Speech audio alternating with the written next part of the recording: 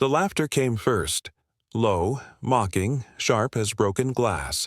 In the center of the barracks, a young woman stood frozen while 3 soldiers dumped the contents of her duffel bag across the floor.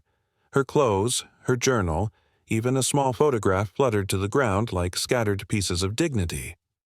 Lieutenant Mara Holt said nothing. She only watched as the boots of men who should have been her brothers trampled the few things she called her own.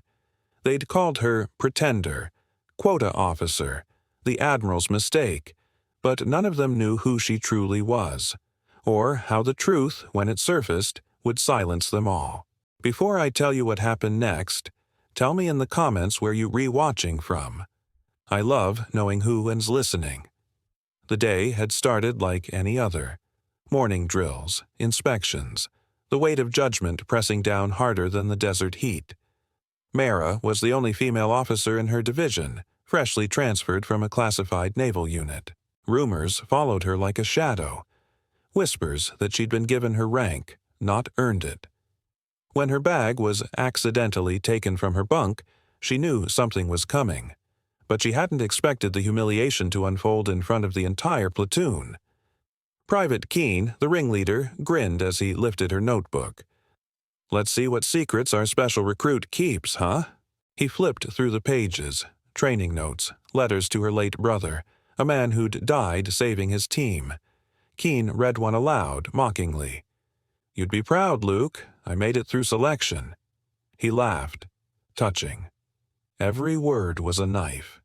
Mara's throat tightened, but her posture didn't break. She'd learned long ago that silence, when wielded right, could be louder than rage. But what no one saw, not yet, was the faint insignia stitched beneath her jacket sleeve. An insignia reserved for those few who carried more authority than even the men mocking her could comprehend.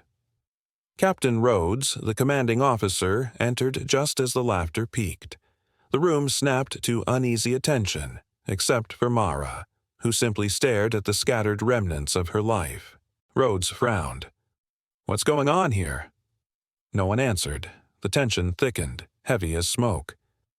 "Whose bag is this?" he asked. Mara stepped forward. "Mine, sir." Rhodes' eyes darted from her to the men.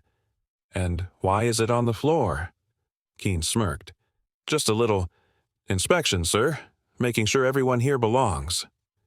The words were poison, casual, dismissive. Rhodes's jaw tightened. But before he could speak, a voice from the doorway cut through the air like a blade. "Then perhaps you should be inspected first, Private." Everyone turned. 2 officers stood in the entrance.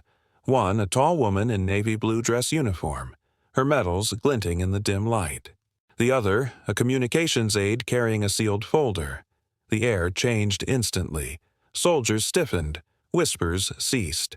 Rhodes saluted sharply. "Admiral on deck."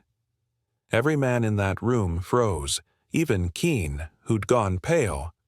Mara blinked once calmly before turning toward the woman. The Admiral walked forward, eyes steady, expression unreadable. Then she stopped before Mara. "Lieutenant Holt," she said, voice soft but commanding. "I trust your transfer has been eventful." Rhodes's eyes widened. "Lieutenant Holt?" He looked at the bag, then at her face, realizing in one instant that the woman they'd mocked wasn't a recruit at all. She was the newly appointed Admiral of Operations, placed undercover to assess the unit's discipline. The silence that followed was suffocating. Mara straightened. Her face remained calm, but her eyes, steady, unflinching, told a story of pain and patience earned the hard way. She turned to the men who had humiliated her.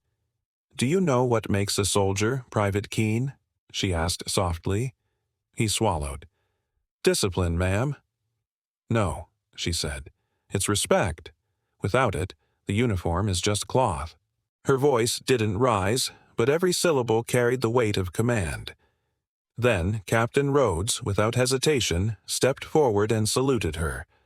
The motion was precise, reverent. One by one, the others followed, their faces flushed with shame. Keene's hand trembled as he raised his salute last. For a long moment, no one breathed.